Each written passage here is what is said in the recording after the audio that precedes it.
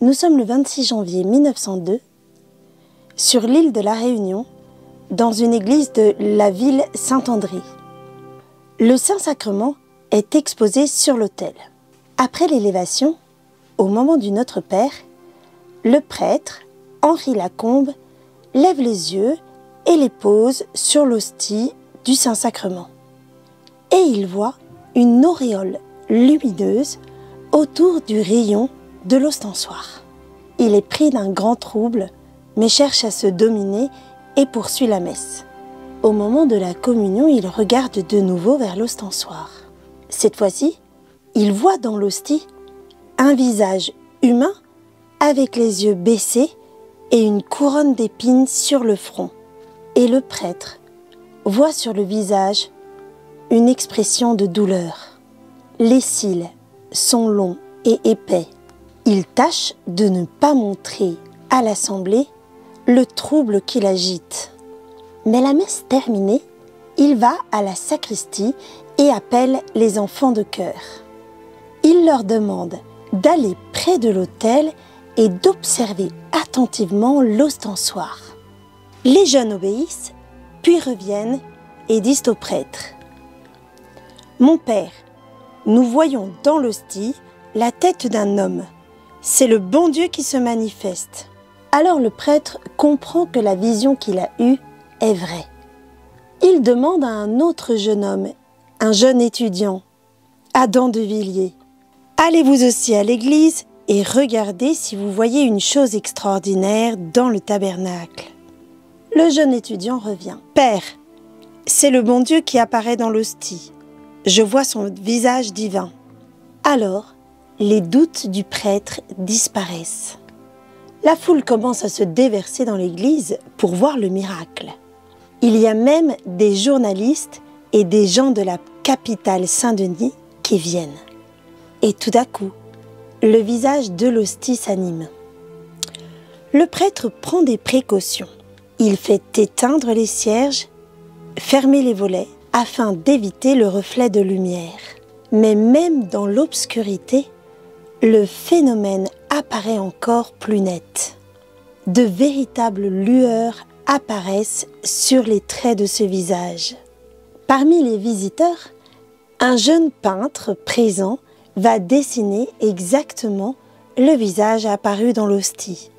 Plus tard, la vision change encore et apparaît un crucifix qui couvre l'hostie de haut en bas. Après la bénédiction eucharistique et le Tantum ergo, la vision disparaît. C'est le prêtre, témoin des événements, qui a raconté les faits. Aujourd'hui, nous écoutons le père Nathanaël Grard. Quand j'étais petit garçon, je ne pensais qu'à une chose, jouer, courir, faire du sport. Et je n'étais donc pas un contemplatif. Par contre, il y avait une seule chose qui me saisissait littéralement. Lorsque je voyais dans le ciel un avion, très haut dans le ciel, eh bien cela me faisait réfléchir, cela m'arrêtait et me conduisait à penser à la nature humaine, à la condition humaine au cours de l'histoire. Et derrière cette histoire, finalement, je pensais, sans le savoir, à celui de qui nous venons et vers qui nous allons. L'Eucharistie aujourd'hui pour moi c'est un peu ça, c'est un événement qui me saisit littéralement car il est au-dessus du temps et de l'espace et il embrasse toute chose. Jésus récapitule toute chose dans son mystère pascal et à chaque fois que je célèbre l'Eucharistie, je pourrais y passer des heures dans l'Eucharistie, mais je m'efforce d'avancer pour ne pas attarder les paroissiens qui ont d'autres choses à faire. Mais c'est un moment incroyable, le seul événement de l'histoire qui ne s'engouffre pas dans le passé. Voilà, c'est la messe sur le monde d'une certaine manière. Toute l'histoire est résumée dans ce qu'on est en train de vivre à l'Eucharistie. C'est pourquoi l'Eucharistie est pour moi tout sauf une routine. D'ailleurs, ma vocation, elle a eu lieu juste après une Eucharistie. J'avais quelques semaines plus tôt donné ma vie, présenté ma vie, offert ma vie au Seigneur dans un camp scout à Conques. Et quelques jours après, de retour chez moi, après la messe, j'ai entendu une voix intérieure qui était sans mots, mais qui disait, si tu le veux, Nathanaël, je t'appelle à être prêtre. Une voix très douce, très aimante, voilà, magnifique. Voilà, je tenais à dire aussi que dans les premières années de ma vie chrétienne au séminaire, eh bien, je ressentais la présence eucharistique de Jésus dans le tabernacle, que je fût à l'extérieur d'une chapelle, d'un oratoire ou d'une église, ou que je sois dans l'église. Je crois que pour m'encourager, Jésus me faisait sentir dans mon cœur la présence eucharistique qui était la sienne.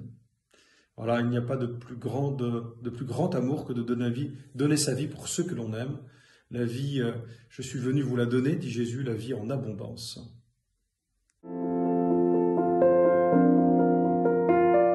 Aujourd'hui, nous vous proposons de faire un acte de charité autour de vous. Cela peut être de donner à une association, comme celle de Light in the Dark, par exemple, ou bien de donner quelque chose à quelqu'un de votre entourage qui en a besoin. Cela peut être d'offrir un repas à une personne de la rue. Je t'exalterai, mon Dieu, mon roi. Je bénirai ton nom toujours et à jamais. Chaque jour je te bénirai. Je jouerai ton nom toujours et à jamais. Il est grand le Seigneur, hautement loué à sa grandeur, hautement loué, et sa grandeur n'a pas de limite. D'âge en âge, on vantera tes œuvres, on proclamera tes exploits. Je redirai le récit de tes merveilles, ton éclat, ta gloire et ta splendeur. Seigneur, je te remercie pour la vie du prêtre dont j'ai reçu le prénom. Amen.